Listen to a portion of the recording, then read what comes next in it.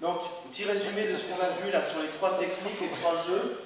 Donc, le premier mouvement en fait qu'on a vu, je pars de la dente ou d'une longa, Fred m'attaque en fendente, je me mets en coverta. Lorsque je suis en coverta, je vais aller franchement vers lui pour le maîtriser.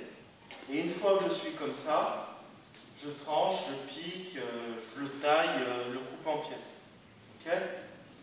Fred, lui, quand je suis comme ça, il peut avoir le réflexe de lâcher la main et à ce moment-là, me bloquer la main pour m'empêcher de frapper.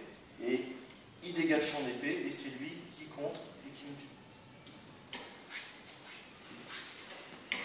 Donc la deuxième technique qu'on a vue, ça va être, on part tous les deux en croix, on est dans le milieu de l'épée, et je vais venir passer ma main ici pour rattraper sa poignée, je tourne, je tranche la tête et je pique.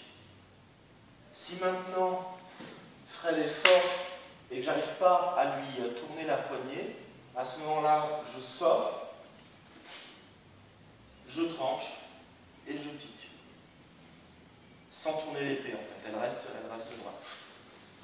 Le troisième, donc on vient de voir, qui est un peu plus technique que les autres, c'est, on est en croix de la même façon, jambe droite en avant pour moi, je vais dans un premier temps envoyer la jambe gauche, venir crocheter avec ma fusée son épée, donc j'ai le poignet qui est derrière sa garde, lui, comme il fait de la rétroversion du bassin correctement, je ne peux pas le toucher, hein.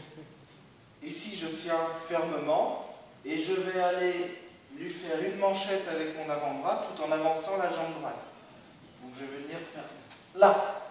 Donc la manchette sur la gorge, ça devrait bien le sonner déjà. Je me retrouve au corps à corps avec hanche contre hanche.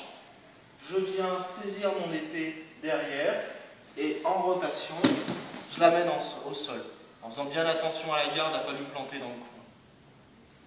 Voilà, donc c'est les trois jeux qu'on a vus aujourd'hui.